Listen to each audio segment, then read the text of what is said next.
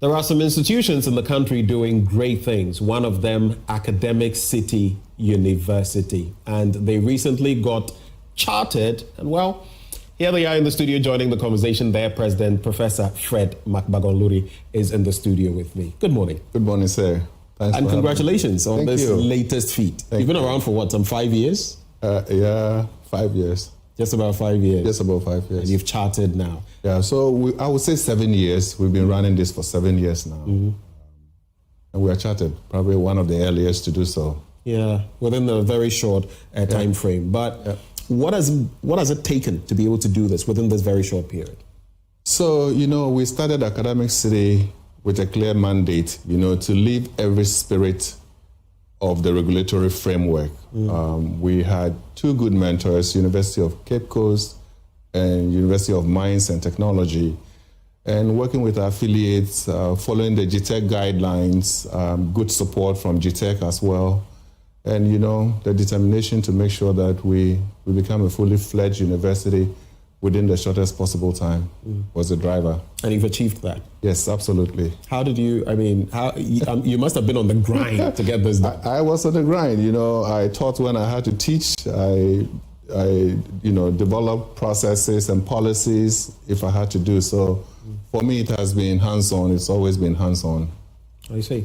And how does this place you now? Now that you're chartered, you are no longer Academic City University College. Absolutely. You are now Academic City University. Yes. So how does it place you among the other, top-notch institutions? We are going to play in the big league now. We are no longer we are no longer a minor league. Right. I think the opportunity to offer our own degrees, the opportunity to do programs that we deem fit, based on our understanding of the tertiary education landscape is significant. Most of the time when you are under mentorship, you have to do programs that your mentors are doing because that's the only way they can actually mentor you. But this gives us the freedom to explore big ideas and to also follow global trends in higher education and pedagogy. And I think that is the liberation we are so excited about. Now, if you look at the current educational landscape, what do you see in terms of quality? What are some of the challenges? I'm a strong believer in the Ghanaian educational system. I mean, I've traveled, worked around the world. I've hired people educated in Ghanaian universities. We are all products of it. I think it has worked for its intended purposes, and sometimes we forget that our educational system started at a point where we needed to replace colonial officers that were leaving. Right. And so we were producing employees, and we've succeeded in doing that for 60, 70 years. The challenge we have now is that we've overproduced employees. We need to start producing employers. And I think that is where entrepreneurship comes in. That is where I think global trends in AI, robotics, the things that actually give jobs are the focus that we need to focus on now. I think there is room to do that. I don't think we are behind. I don't think our educational system is defective. I just think that we need to reroute our aspirations. It needs to be a little more intentional. I see. But speaking of these, and you deliver holistic training at Academic City University, but if you look at the tertiary level, right, training must not leave you half-baked. It must leave you as an entity that can walk into any space and not just survive, but thrive. Absolutely. How relevant are our curricula in the tertiary institutions when it comes to the job market, when it comes to the current global trends?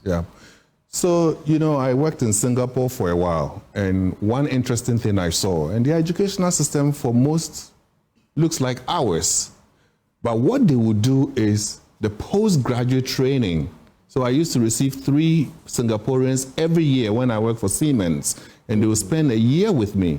And the Singaporean government will actually pay for their room and board and transportation. And Siemens' commitment at the time was to hire 50 of those graduates every year. So I think where we are missing is that there's not been that intentionality. We are looking at universities to churn total complete products. And that is not possible within the 4-year space. Now, how we are solving this at Academic City is we have a workshop that looks like the real world. So we simulate the real world within our curriculum. We have labs, We get students to do project-based learning.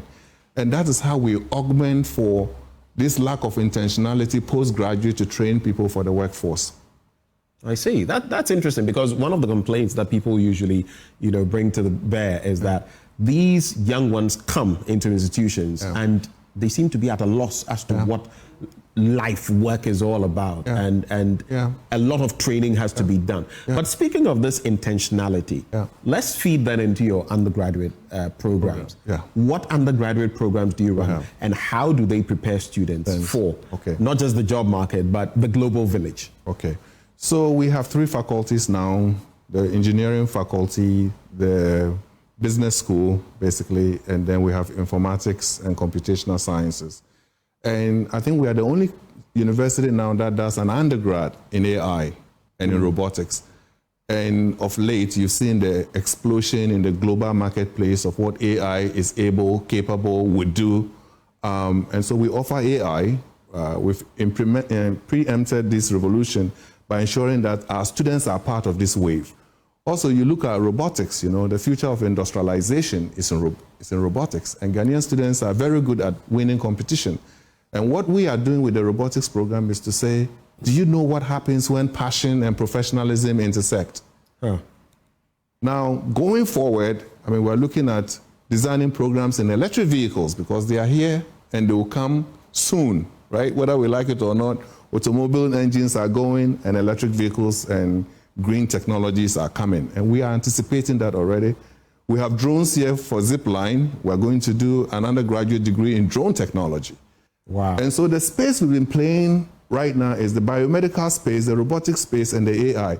And if you put these 3 together, it's quite interesting, because you're going to generate a lot of data.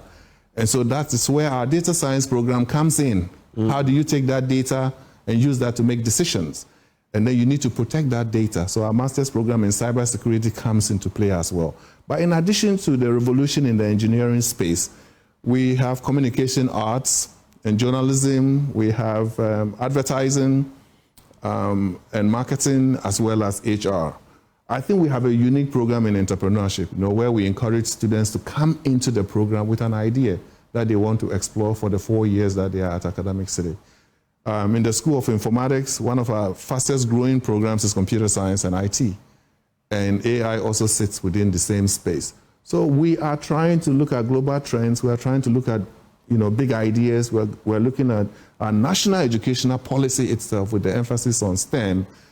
But STEAM is what we are looking at. How do you bring the arts and the science together? Because the arts is fundamental. Without the arts is where you interrogate nature, where you ask the questions. It's like the glue binding. Exactly. And STEM is just tools. So all of these things set you apart, don't they? In terms of pedagogy, in terms of innovation, teaching and learning experiences. Absolutely. And now you have this master's in cybersecurity, the master's in data science. Absolutely. And, analytics and all of that. In the end, you've charted now. What does it mean, not just for Academic City, but learning, teaching in Ghana? So, I can't wait come June to hand Academic City certificates to my students. Fully Academic City. Fully Academic City. Right. Certificates. I think Charter gives us the opportunity to explore, as I indicated, what are the next trends in PhD, master's programs, what is industry looking for, what is the global marketplace looking for. And these are things that we need to anticipate. So when I talk about intentionality of higher education, you need to understand what is happening in the global marketplace. One of my students just got hired by Apple in London, a 20-year-old, the only management trainee from the continent this year. Wow. Now, when I was 20, I was a sixth former at St. Augustine's College. So that is remarkable. And I think we need to get these kids out there to get some global experience. I do what I do because of the experience I got studying somewhere else. Wow. Congratulations once more. We have to wrap it up in maybe some 20 seconds, final words before we go. Academic City is open for admissions. You can reach us at www.act, that's acity.edu.gh, or you can get us on our number 055-101-4444. We look forward to seeing your awards at Academic City. Thank you, Prof, for joining the conversation. That is Professor Fred Magbagonlori. He's president of Academic City University. And if you're thinking of not just STEM, but proper STEAM education. Make your way there. Well, do stay with us. We'll be back after the break.